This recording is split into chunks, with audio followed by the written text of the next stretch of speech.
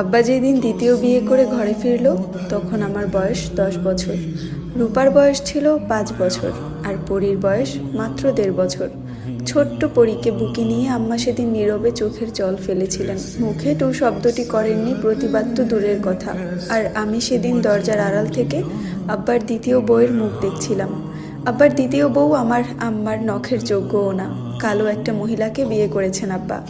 যেখানে আমার আম্মা তার চেয়ে 1000 গুণ বেশি সুন্দরী, তারপরও আব্বা ওই মহিলাকেই বিয়ে করেছিলেন।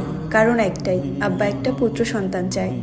না হলে তার এত সম্পত্তি কে দেখবে, তার জমিদারি কে সামলাবে? যেদিন পরীর জন্ম হলো সেই দিন আব্বা বাড়িতে ফেরেনি, কিন্তু তার কাছে ঠিকই খবর পৌঁছেছিল যে তার মেয়ে হয়েছে।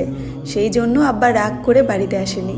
তার ঠিক 2 দিন পর আব্বা বাড়িতে এসেছিল, কিন্তু কারোর সাথে কোনো কথা বলেনি। পরপর 3টা মেয়ে জন্ম দেওয়ার জন্য আম্মাকে অনেক কথা শোনায় দাদি। আম্মা নাকি ছেলে জন্ম দিতে পারবে না। তার সাথে আরও একটি কথা দাদি বলেছিল, তা হলো যেই মেয়ের রূপ বেশি হয় হ্যাঁ পোলা পয়দা করতে পারে না কোনোদিন। এই কথাটা শুনে সেদিন আমার অনেক কষ্ট হয়েছিল, কিন্তু আম্মা কিছুই বলেনি, চুপচাপ নিজের কাজ করেছিল। পরীকে কোলে রাখতো রূপা, আর আমি স্কুল থেকে ফিরে এসে পরীকে কোলে নিতাম। ও যখন ছোট ছোট হাত পাগুলো নাড়াতো তখন আমার খুব ভালো লাগতো। আম্মা বলে আমার আর রূপার থেকেও পরী বেশি সুন্দর। গালে একটু ছোঁয়া পড়তেই ওর গাল দুটো লাল হয়ে যেত, মনে হতো রক্ত জমাট বেঁধে গেছে। সেই ভয়ে পরীকে বেশি কোলে নিতাম না, পরে যদি ব্যথা পায়। কিন্তু রূপা ছোট্ট পরীকে কোলে নেওয়ার জন্য সব সময় আকুপাকু করতো। পরীকে কোলে নিয়ে বারান্দায় দোয়ারে বসে বৃষ্টি দেখতো, আর আমি তার পাশে মোড়া পেতে বই নিয়ে বসে থাকতাম। পরীর যখন ছোট্ট ছোট্ট পা ফেলে হাঁটতো তখন দেখতে বেশ লাগতো, ঠিক মোমের পুতুলের মতো।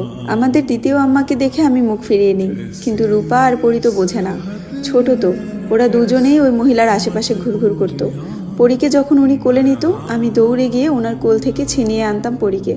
কিছু না বললেও মনে মনে কষ্ট পেতেন উনি, এতে আমি খুব খুশি হতাম। তবে সবচেয়ে বেশি খুশি হয়েছি যখন ওই মহিলারও একটা মেয়ে হয়, কিন্তু দুর্ভাগ্যবশত ওনার মেয়েটা মারা যায়। এরপর আরও একটি মেয়ে জন্ম দেয়, কিন্তু সেটাও মারা যায়। তারপর যখন আর পড়তে পারলো না পরী, তার আগেই ডাক পড়ল আবেরজান বেগমের। সাথে সাথে বিষাদের ছায়া নেমে এলো পরীর মুখে। সবে মাত্র খাতাটা খুলে পড়তে বসেছিল সে, একটু পড়তে না পড়তেই ডাকাডাকি শুরু হয়ে গেছে। চোখ মুখ কুঁচকে সে পড়ার টেবিল থেকে উঠে দাঁড়ালো, শব্দ করে ঠেলে চেয়ারটা কিঞ্চিত দূরে সরিয়ে দিল। সিমেন্টের মলাটে আবরিত খাতাটা বন্ধ করে সযত্নে বইয়ের ভাঁজে রেখে দিয়ে ছুটল দাদির ঘরে, যেখানে যেতেই চোখ গেল পালঙ্কের উপর বসে থাকা আবেরজান বেগমের দিকে। বিছানায় গায়ে লিয়ে দিয়ে শুয়ে আছেন তিনি। পরী বড় বড় পা ফেলে এগিয়ে গেল, পালঙ্কের হাতল ধরে জোর গলায় বলে উঠল, কি হইছে?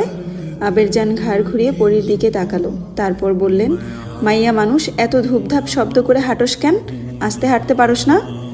দাদির জ্ঞানমূলক কথাবার্তা কোনো কালেই পরীর পছন্দ নয়। যখনই সামনে আসবে তখনই একটা না একটা জ্ঞানের সহিত কথা বলবেই।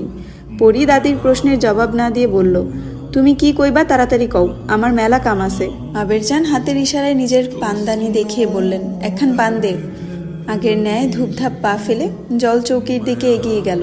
হাঁটু গেড়ে বসে পান বানিয়ে এনে দাদির হাতে দিতেই তিনি পানটা মুখে পুরে নিলেন। পরী কৌটা থেকে কিছুটা চুন দাদির তর্জনী আঙুলে মেখে দিয়ে কৌটাটা আগের স্থানে রেখে দিল। বাইরে যাওয়ার জন্য পা বাড়িয়ে আবার ফিরে তাকালো দাদির পানে। সেই লেখাগুলোর কথা মনে পড়ে গেল ওর।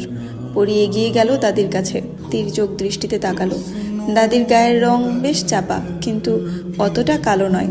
হাত পা ও মুখের চামড়া ঝুলে গিয়েছে, বয়স হয়েছে তো। পরী হুট করে বলে উঠল, যেই মাইয়ার রূপ বেশি হ্যাঁ পোলা পয়দা করতে পারে না, তাই না দাদি? পরীর কথা শুনে চমকে তাকালো আবেরজান বেগম। এই কথা পরী শুনলো কোথা থেকে? দাদিকে বলতে না দিয়ে পরী আবার বলে, তোমার তো রূপই নাই, তাই তো তুমি 2টা পোলা পয়দা করছো, কিন্তু একটারেও তো মানুষ করতে পারলা না, 2টা অমানুষ পয়দা করছো, বুড়ি কোনহানকার। আমার আম্মাজান 3টা সোনা জন্ম দিছে, আর তুমি কি করছো? এক পোলায় 2টা বিয়া করছে, আরেক পোলার বিয়ার খবর নাই। পরের মাইয়া দেখা দেখা দিন পার করে। কথাগুলো বলে পরী এক দণ্ড দেরি না করে দৌড়ে বাহিরে চলে গেল।